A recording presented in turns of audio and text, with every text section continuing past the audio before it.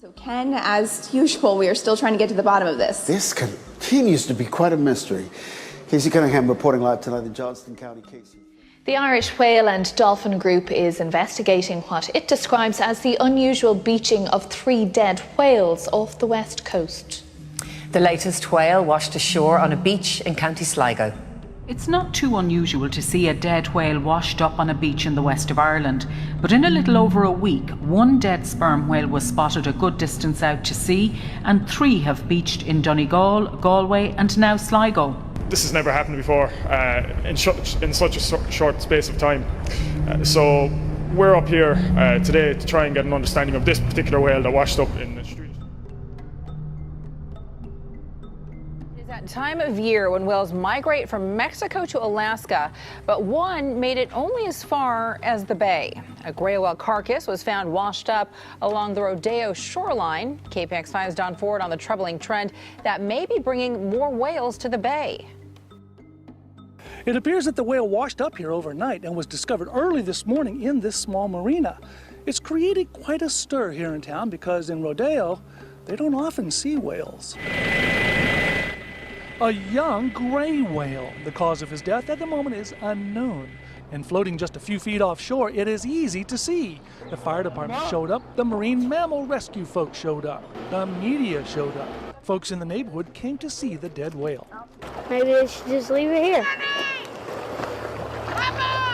Okay. And hopefully they get this thing out before it pops and then it doesn't smell too good. To touch the whale. I would like send him love, just go on.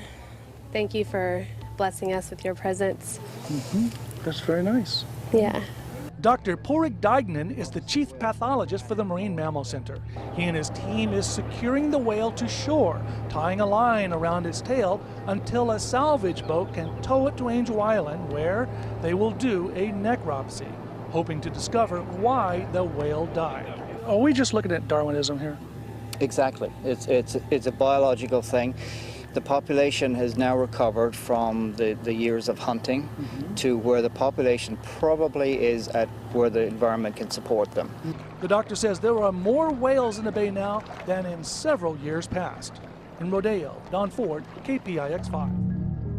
Scientists wanting some answers tonight after 2 whales huge whales wash up on the same shoreline. This pair marked the 2nd and 3rd dead gray whales found in the bay in the past 2 years. There is a growing worry among biologists that this is a marker, a sign of the environment in Alaska changing and endangering the whales. It has to be a concern for us. I think it has to be an early warning that perhaps something's changing drastically in their habitat in the north, in the Arctic waters, that they're not getting enough food. A dead whale washed ashore on a Malibu beach, and it is getting a whole lot of attention. People soaking up sun and surfers riding waves, surprised at what they saw. I'm an England boy, so you don't often get these things in the UK. I've never really seen it like that close. I'm glad people are seeing it. It washed up around 3 o'clock this morning and didn't take long for curious beachgoers to pull out cell phones, snapping pictures of a dead whale, giving off a strong odor. An investigation into the worst U.S. whale die-off in 20 years. KPX5's Wilson Walker tells us more than half of this year's casualties have washed up along the California coast. Well, in an average year, about 35 whales will wash ashore in the United States. This year, we have already doubled that number, and today, the feds officially hit the alarm. But what happens when a UME, unusual mortality event, is declared is that the government is mandated then to develop a response plan. In NOAA parlance, an unusual mortality event, which amounts to the official alarm bell for what we have all been watching, gray whales dying in alarming numbers. We have 70 dead whales that are just within the U.S. waters alone.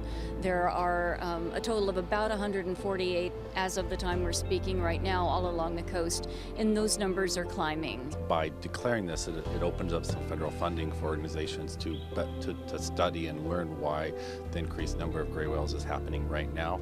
And to find anything like what's happening right now, you have to go back about 20 years. There had been a similar event back in 1999 and 2000 where we lost roughly 30% of the entire gray whale population in the world. So that's 6,100 whales died out of a total population of around 21,000, a little bit more than that. And we still don't really have a satisfactory answer as to why that occurred. One suspect back then was El Nino. Now scientists are looking at how gray whale food sources have been disrupted by melting Arctic sea ice. The UME declaration is supposed to bring more funding and resources to answer that kind of question. Determine how is the climate change potentially affecting these marine mammals and really all the animals that live in the ocean, and in the end, how is that going to impact us? Now, another possibility is some not yet identified illness affecting these animals. That's why wildlife experts want to know as soon as possible when whales wash up, something they are very much expecting to see in the coming weeks and months. In Marin County, Wilson Walker, KPIX 5. The Pacific coast, gray whales are dying in large numbers. At least 167 have washed ashore from Mexico to Alaska since January 1st.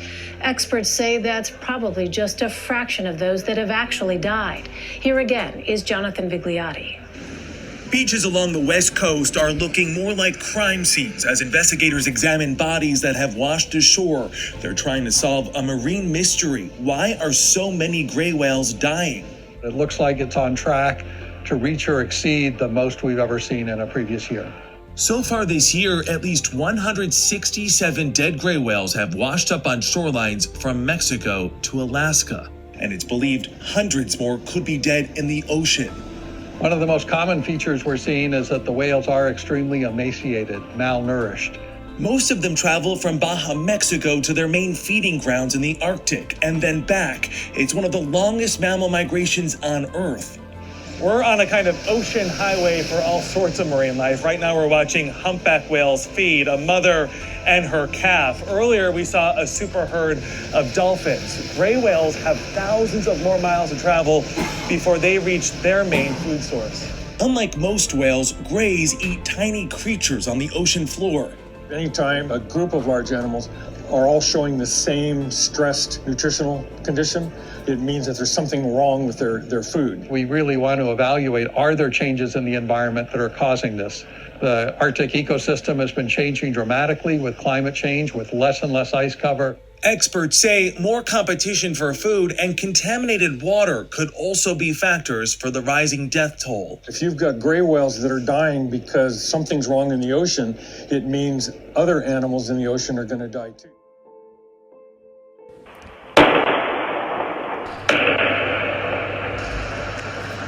That's the sound. Have you heard it? A series of startling booms are being reported in northeastern Sacramento County, and people say they've been hearing these noises for months. Now viewers are asking us to get answers. The tranquility of this Fair Oaks neighborhood is being shattered by some mysterious nighttime noises. It's instantaneous. It doesn't last long. Homeowners being startled by loud booms in the late evening hours. It's like a sharp popping sound, like pop! Kaboosh. Not like a gunshot, but like an explosion. It's a real low-pitch boom. I cannot make that sound. It's almost like a gunfire with a bass drum. One explosion was even caught on this Ring security camera.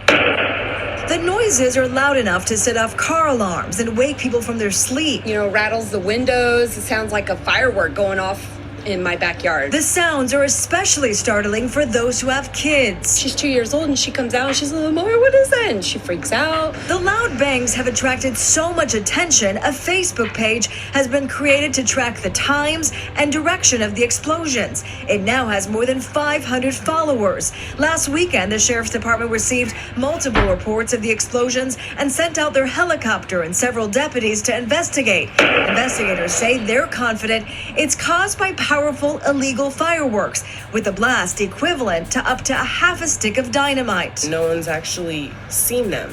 Like who they are, how old are they, their ethnicity, vehicle description, license plate number, nothing. They're like ghosts. Now neighbors are keeping a close eye and ear out for the suspects. I mean, if it's kids just having fun, but stop because someone's going to hurt. A look at this brand new video that has just come in. Watch this with us as we see it.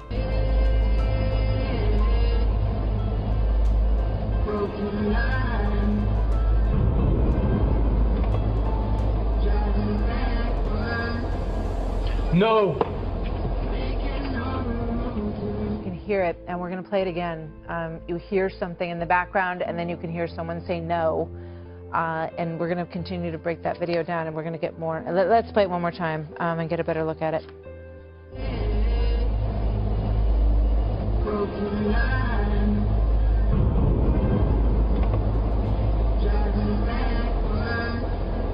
No. That's coming from a dash cam that was positioned outside of the arena. You could feel it like a shockwave. It was about 2:30 Friday. Knocked me out of bed. Calls to 911 reported what one caller described as sounding like a bomb going off. It felt close. Felt really close.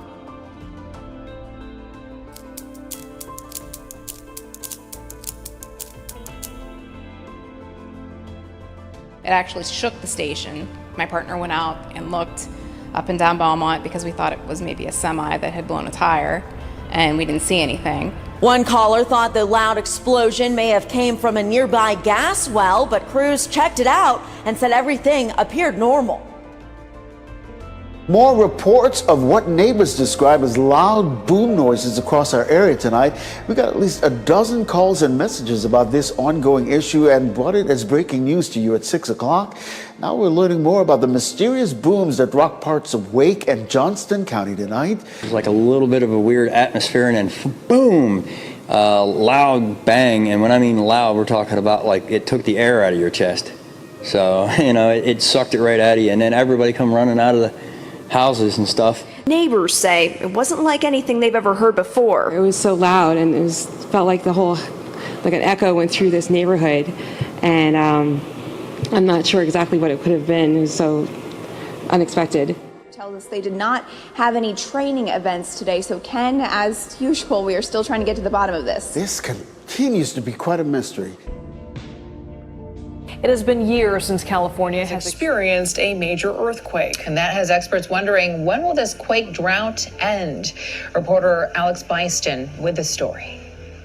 Living in California, it's a topic that Caltech faculty member Michael Minuti is used to talking about. I find it pretty fascinating. But experiencing a powerful earthquake is another thing. And according to new research, the state may be in an earthquake lull. I do hear people wanting to plan and prepare for that because it's something that could be potentially catastrophic. In a study released today, author Glenn Biasi says California is experiencing seismic silence. The next century seems like it needs to be busier. It could be 6 earthquakes or even more.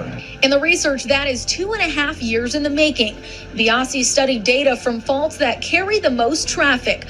Those include the San Andreas, San Jacinto, Elsinore, and Hayward faults. Biasi concluded that there hasn't been enough ground rupturing earthquakes in the last 100 years, and one is overdue. These are earthquakes where the ground surface is actually physically broken. If you went there and there was a fence line that was initially straight, it would be offset. One of the ground rupturing quakes mentioned in the research is the devastating 7.9 magnitude quake that shook San Francisco in 1906.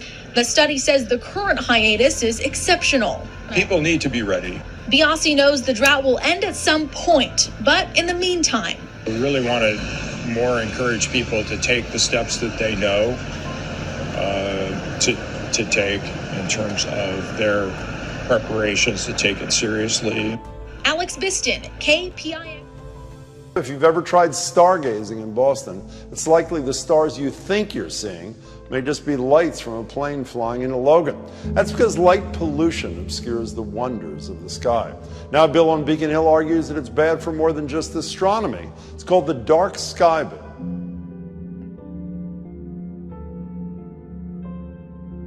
Light pollution is something you might not have given much thought to or even been aware of, but some scientists say it's a serious problem that comes with real health concerns.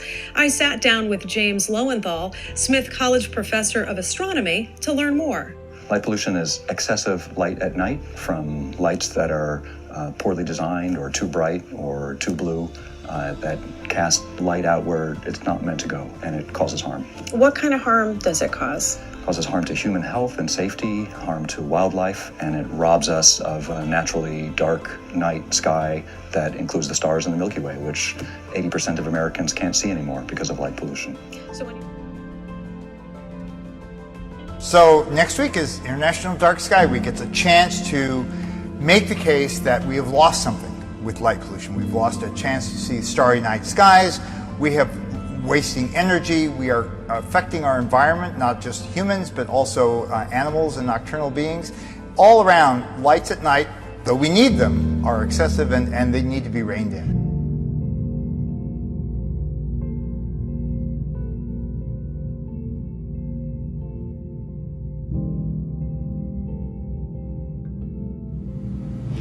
Jeff, it's one of those days that those of us who live here in Southern California, is that kind of shared memory, that shared experience. So let's begin with a question. Do you remember where you were at 4:30 in the morning on January 17th, 1994?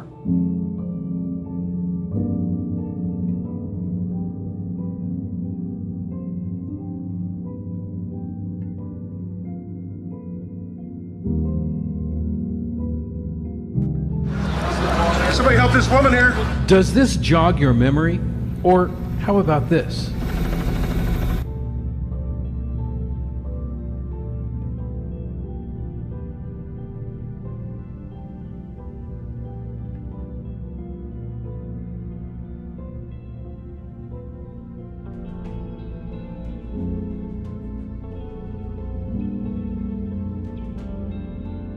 You know, the aesthetics part of this matters a lot to me. You know, probably one of the most beautiful places I've ever been is also one of the darkest, the dunes in Provincetown, where there's virtually no light pollution at night. And you see shooting stars almost like constantly. So the aesthetics I understand, but go down the list. Personal health, what's the impact of lights at night? Imagine that you lived on Provincetown 1,000 years ago. You had 12 hours of really bright daylight that you were out in and 12 hours of really dark darkness. We've screwed that up on both ends, right? During the day, we spend it indoors. We rarely get out in full spectrum sunlight. And then at night, we're playing with our devices, or we're watching TV, or we're making a late night run for munchies. All of that, we don't know how that's affecting our circadian rhythm, but I will tell you, if you disrupt your nighttime sleep habit, you wake up cranky, and there's a reason for that. You know, I read in anticipation of coming something like the brightness of the night skies increases by something like 2% every year, which seems pretty dramatic, but was much more dramatic and depressing to me.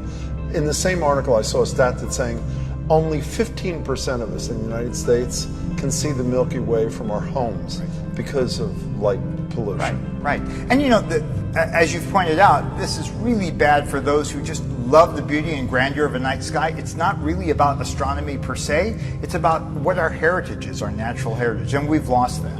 The urban glow that obscures all but the moon and a few bright stars and planets. Is there a way of measuring how fast we're essentially losing darkness in the country? Yeah, unfortunately, we've done a lot of research on this.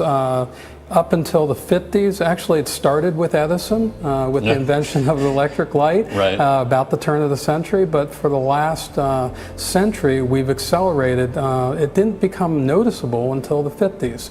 During the 1950s, astronomers and folks started realizing that they could not see the night sky as well. Our organization was founded in '82. By that point it was clear there was a problem, and it's growing about 3 to 5% every year.